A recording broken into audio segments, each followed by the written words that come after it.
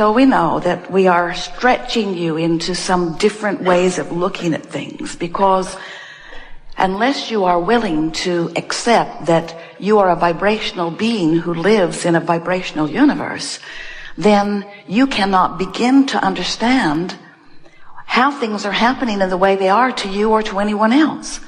In other words, until you make the conscious association between the source energy part of you and the part of you who is here focused in your physical body, you have no real guidance. You can't begin to consistently move in the direction of that which you are becoming. Most physical beings, almost as soon as they are born, begin monitoring their behavior and measuring it against the results that they get from other humans. So if you behave in a way that pleases the humans who are near you, they smile and they reward you with words and behavior. But if you displease them, you know that right away too, because they frown and they withhold and they punish. And so, without meaning to, you've been trained away from your guidance system by well-meaning others who are doing something that is virtually impossible. They're attempting to sort out all manner of manifestation and put it into piles of good and not so good and less good and really less good and terrible. They've sorted out these piles and then they join together in groups as they try to protect their piles. It's such an interesting thing, the limitation of these piles. And what we're encouraging you to do is, rather than trying to join the group with the loudest voice or even the group with the strongest influence on you for whatever reason, we're encouraging you to try to let go of the influence that others have set upon you while you reach for the influence of the source within you. We want you to realize that you were source energy before you came forth into this physical body. And a part of who you eternally are is focused now here in this body. So here you are, just like you knew you would be, sifting and sorting and expanding, coming to constant new conclusions about what would be better, how the world would be better, how government would be better, how your community would be better, how your body would feel better, how your personal circumstances would be better, how this relationship would be better, how that situation would be better, all day, every day, launching those rockets. And what we want you to know is each time you offer one of those requests, it is pure to us. In other words, we stand in your vortex receiving your request. Your inner being becomes the vibrational equivalent of each and every request that you set forth. But as we said at the beginning of our conversation here with you today, often you don't go with your rocket. You stay outside the vortex, so to speak, justifying why you need or why you want the improvement. And as you beat the drum of the injustice that you're living, I don't have enough and it's not fair, and I've never had enough and it's never been fair, and those people around me don't have enough and that's never been fair. What you do, you don't mean to, but what you do is you keep active in yourself a vibration that prevents you from joining the vibration of your desire. That's why your desire doesn't feel good to you. Your desire doesn't feel good to you when you doubt it. Your desire doesn't feel good when you don't believe it. Your desire doesn't feel good when you don't feel worthy of it. Your desire doesn't feel good when you are in a state of blame or guilt or anger or frustration. When you feel those negative emotions, what it means every single time is, oh, you launched a desire. Yes, you did.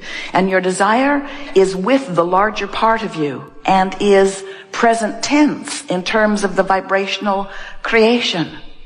But as long as you are feeling negative emotion, it means you're not up to speed with your desire. And that's logical in many cases, isn't it? Because what's been happening and what you've been observing is usually the reason that you're offering the vibration that you're offering. Most people are responding to what's happening around them.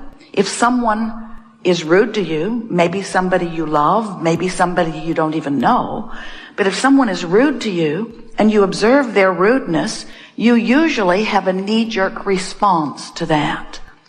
And if you keep it up, you're going to develop a pattern of believing that people are rude, or of believing that you are inferior in some way and attracting it. In other words, you're going to get a complex if you keep focusing upon things that keep happening and keep them active in your vibration.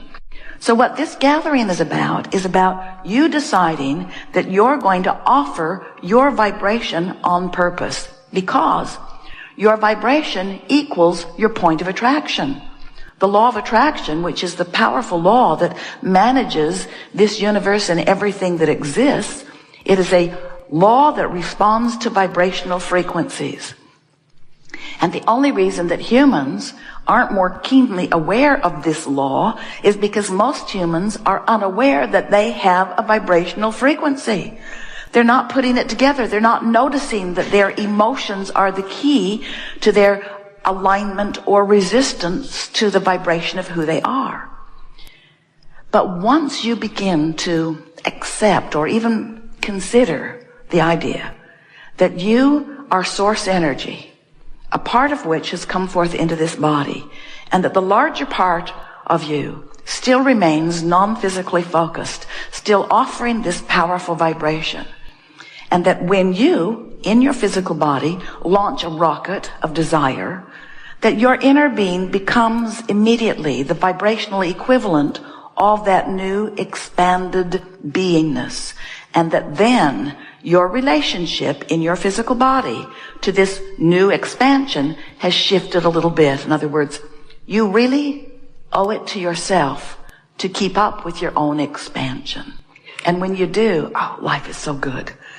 You get an idea and it feels foreign at first, but then you ponder it and you consider it and you make it more familiar. You practice it, you visualize it, you bring yourself little by little into alignment with it. And when you do, when there's no resistance offered within you, when the vibration between what you want and what you're thinking here and now are the same vibration, it manifests all over the place for you. In other words, you just can't keep from manifesting what you believe. What you believe and what you expect are manifesting all around you as evidence of what you believe and what you expect. But humans don't tell the story that way usually. They don't say, I get what I think about. They say, I get stuff and some of it I like and some of it I don't like, but I can't figure out what's the common denominator. I think that I am living a karmic response to past lives. It must be something like that. No. I know what it is. I know what it is. There's a conspiracy against me. I think it's the government. No. I know what it is. I was born into the wrong religion and I'm being punished for that. You come up with really screwy things. Or you say, it's my employer's fault. That's a big one. Oh, here's the biggest one of all. It's my mother's fault. I'm certain that we got off on the wrong foot. If she had been wiser, things would have gone better for me. And what we're wanting you to realize is you learned a lot of vibrational patterns from a lot of different places. But the bottom line is your vibrational pattern, what you believe and what you expect is what you're getting. It's what you're getting. It's what you're getting. And we just want to show you that if what you're getting is a match to what you're wanting, then our work here is done. But if there are things that you desire that you're not getting, if you want to feel clear-minded and you're confused, then there's more work to do. If you want to be healthier than you are, then there's more work to do. If you want to have more fun than you're having, then there's more work to do. If you want to be more prosperous than you are, then there's more work to do. And we want you to know that there is always, eternally, don't let this get you down, more work to do, because you're constantly sifting and constantly asking and constantly then being given the choice of moving in the direction of your newfound request or not. And you're going to discover that as you move in the direction of the desires that are born every day, then life feels good to you. You cannot get enough of it. You wake up refreshed and eager. You're like those little kids you see. Don't you see them? They hit the floor running every day. They cannot wait to get... And you wonder, what is the intrigue with that pile of toys that they've been playing with for so long? What is it about that room or that little box of toys or that friend across the street? What is it that they keep discovering new eagerness for life? And then you say, as a sort of burned out adult, well, they'll get over that soon enough. And we want to say to you, we want you to never get over that frisky, free feeling of the new discovery of life. Jerry and Esther, every now and again, will say, well, we'll just stay in. They're living in hotels mostly. We'll just stay in and we'll get some work done. And they have a good time while they're in working. They get along well and their work is delicious to them. But then they'll go out and life will call them. They had a wonderful experience the other day. They went to take the car out to put a package in the FedEx box and the car wouldn't start. The battery was dead. And at first they thought, oh man, what's going on with us? And then the desire to go to the FedEx box resurfaced. And so Esther called AAA. And in 20 minutes, the nicest man came. It was raining. He had a big yellow raincoat on.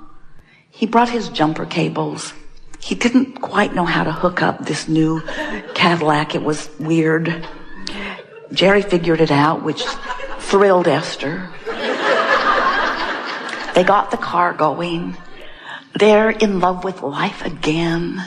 They're inside, and even though it's raining, we're rolling. There's nothing that can keep us from rolling. They called the Cadillac agency. Come right in, he said. That morning, Jerry had awakened and said, oh, I would give anything for a really good bowl of beans. And Esther said, it's only a few weeks and we'll be home and you can get a really good bowl of beans. And right next to the Cadillac agency was a really good bowl of beans. So the Cadillac agency, they could not have been nicer. The people in the restaurant could not have been nicer. They had one of the best days of their experience as they spent an extra hour in the restaurant talking to the waiter about her career and what she's doing. She's going to be an architect. You would have really liked her. And as Jerry and Esther went back to their hotel room later that day, Esther said, and then Jerry said, and then Esther said, and then Jerry said, this was just the best day. This was just the best day, where a problem presented itself, the solution did too. A question presented itself, an answer did too. And in the process, we got to play with all of these new people that we never would have been able to play with before.